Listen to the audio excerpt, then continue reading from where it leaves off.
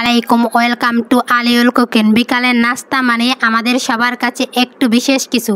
সারাদিনের কাজের পর পরিবারের সাথে বসে চায়ের কাপে হাতে গল্প করতে করতে যদি মজাদার কিছু খাওয়া যায়, তাই আজ আমি নিয়ে এসেছি একদম ভিন্ন ধরনের ও পুষ্টিকর নাস্তা। কলা আর ডিম দিয়ে তৈরি সুস্বাদু বিকালের নাস্তা। চলুন রেসিপিটি শুরু করা যাক। এখানে আমি বড় সাইজের দুটা পাকা কলা নিয়েছি, খোসা ছাড়িয়ে নিলাম। দেখুন আমার খোসা ছাড়ানো হয়ে গেছে। এখন একটা ছুরির সাহায্যে একটু কেটে টুকরা করে নেব। এখন একটা মিক্সিং বলে দুইটা ডিম ভেঙে নেব।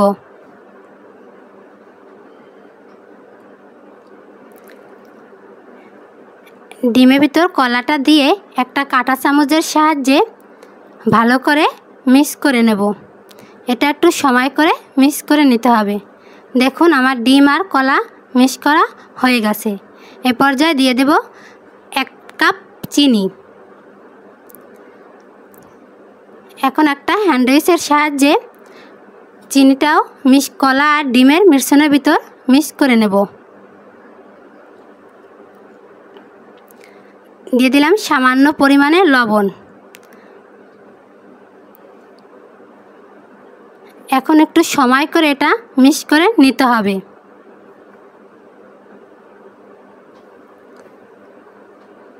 এখন দিয়ে দেব 1 কাপ ময়দা। ময়দাটা অল্প অল্প করে দিতে হবে।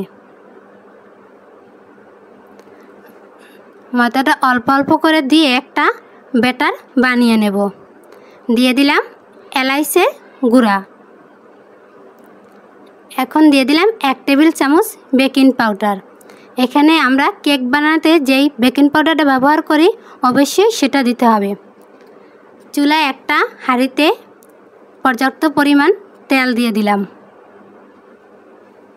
এখন অল্প অল্প ব্যাটার নিয়ে দিয়ে দেব। নাস্তাগুলো ভেজে নেব। চুলার জালটা লো হিটে রাখতে হবে।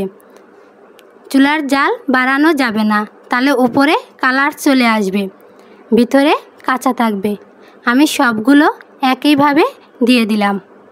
এখন একটা হাতার সাহায্যে একটু উল্টিয়ে দেব। দেখুন আমার কালারটা চলে এসেছে। ভিডিও পেতে হলে চ্যানেলটি সাবস্ক্রাইব করে দেবেন, লাইক বাটনে ক্লিক করে দেবেন। দেখুন আমার নাস্তাগুলা ভাজা হয়ে গেছে। এই পর্যায়ে সবগুলো তুলে নিলাম। দেখুন আমার নাস্তাগুলো কি সুন্দর সফট ও নরম হয়েছে। ধন্যবাদ।